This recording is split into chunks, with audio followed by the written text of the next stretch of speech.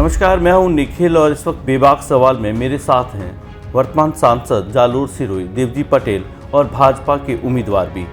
देवजी पटेल पिछली 2 बार से यहाँ लगातार सांसद रहे हैं और वो तीसरी बार फिर मैदान में हैं। एक ये भी लोगों का कहना है कि आप बतौर सांसद आपने जालोर की तरफ ज़्यादा ध्यान दिया, सिरोही पे कम दिया।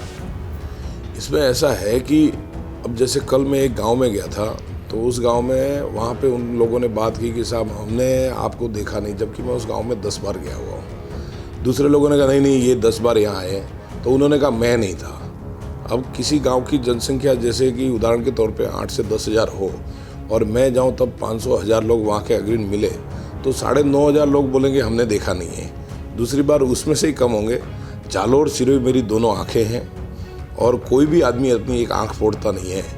और मैं जहाँ तक मैंने प्रयास किया जालोर सिरोही में हर जगह पहुँचने का मेरा जो प्रयास था उसमें मैं सफल रहा हूँ। हाँ, मैं ये नहीं कहूँगा कि एक एक ढाणी ढाणी तक पहुँच गया, लेकिन हर गांव तक मैंने पहुँचने का प्रयास किया और वो मेरा प्रयास सफल हुआ।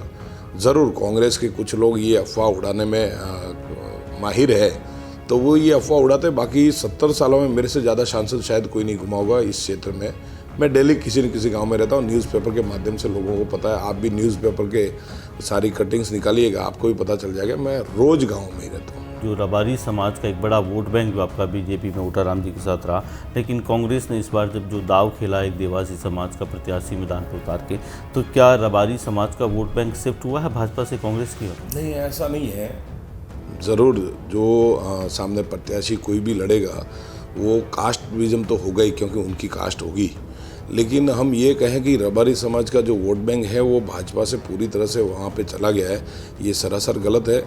आज भी रबारी समाज के कई हमारे कार्यकर्ता, कई हमारे मित्र, कई गांवों में रबारी समाज की बैठकों में अग्रणी लोग हमारे आके स्वागत करते हैं। रबारी समाज का जो वोट बैंक है वो मेरे हिसाब से तो वहीं का वही है। और ये जो कांग्रेस वालों ने आप बोल रहे हो दाव खेला, वो उनके पास में जो प्रत्याशी था उनको उन्होंने घोषित किया, उसमें जाति वाला कोई विषय आता ही नहीं है। आपके पूर्व विधायक जो सिरोही के रहे हैं और पूर्व मंत्री रहे हैं, वो अपने समाज की एक बैठक में ये कहते हैं कि चाहे भाजपा हो या कांग्रेस हो, हमें साथ उसका देना है जो हमें प्रतिनिधित्व दें। तो इसलिए जब इस बार कांग्रेस ने प्रतिनिधित्व किसी देवासी समाज को दिया, तो कहते हैं कि उस बात को लोगों ने उस रिकॉर्डेड किया और वो सोशल मीडिया में काफ़ी वायरल हुआ कि नहीं, अब ओटाराम जी ने कहा है जो प्रतिनिधित्व देंगे हम उनके साथ होंगे। तो कांग्रेस ने दिया, इसलिए हम कांग्रेस की तरफ जाएंगे। नहीं, ऐसा कोई मैंने ऑडियो वीडियो मैंने देखा नहीं है। ज़रूर एक पेपर में आया था, लेकिन मुझे नहीं लगता है कि उन्होंने जो कहा। वो वीडियो हम दिखाएंगे अपने चैनल पे, आप उसको बात देख सकते हैं, लेकिन ये सत्य है कि उन्होंने ये बात कही थी।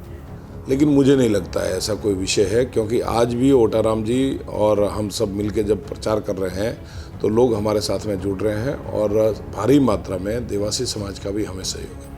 अच्छा, एक चीज़ और बताइए कि एक आपने अब तक जो काम किया है, इस बार आप तीसरी बार मैदान में हैं, तो क्या कुछ नए विज़न के साथ आप इस बार मैदान में हैं? जालोर सिरोही जब मैं यहाँ सांसद बना उसके पहले पिछड़े जिले के रूप में नाम आता था। पाकिस्तान बॉर्डर हमारा लगा हुआ है, लेकिन BADP से हमें नहीं जोड़ा गया था। पिंडवाड़ा जो हमारा रेलवे स्टेशन था उसको नामकरण तक ये नहीं दे पाए। हमारे यहाँ नेशनल हाईवेज़ की कमी थी। वो सारे काम हमने अंडर प्रोसेस लिए, उसमें से कई काम हमने सफल कर दिए।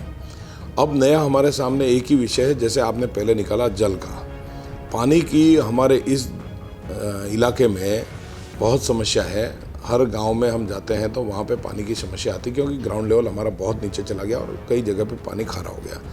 हमारी प्राथमिकता पहले तो ये रहेगी हम शुद्ध पेयजल लोगों को उपलब्ध करवाएं। दूसरी हमारी प्राथमिकता रहेगी हमारे प्रवासी बंधु जो है वो प्रवास में बहुत है, जैसे बेंगलोर, चेन्नई, हुबली, पूना, बॉम्बे, अलग अलग जगह पे, सूरत है, वापी है, कोयम्बटूर है, सब जगह पे अलग अलग जगह हमारे प्रवासी है। उनको आवागमन के लिए रेल सुविधा उनको मिले तो हमारा प्रवास उस पर प्रवासी बंधु जो है वो आ जाएगा। तो हमारा फोकस ये भी रहेगा कि हम उसको लाने के लिए रेल की भी एक व्यवस्था जितनी हो सके उतना हम उसका विस्तार करें। और बाकी जो यहाँ के लोकल इश्यूज़ है, जैसे बिजली है, सड़क है, उसमें हम काफ़ी हद तक सफल रहे। हम यहाँ पे प्रधानमंत्री सड़क योजना के तहत लगभग 2500 किलोमीटर से ऊपर हम सड़कें बना चुके हैं।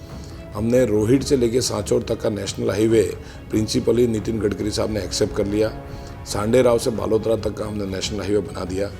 अब हमारा एक प्रयास और रहेगा, गुजरात से जो हाईवे जुड़ता है सिरोही को, उसको हम नेशनल हाईवे में जोड़ने का प्रयास करेंगे, रेवदर और मंडार जो है उसको बाईपास करते हुए, ताकि पूरा नेशनल हाईवे का जाल जो है वो हमारे इस इलाके में बस जाए।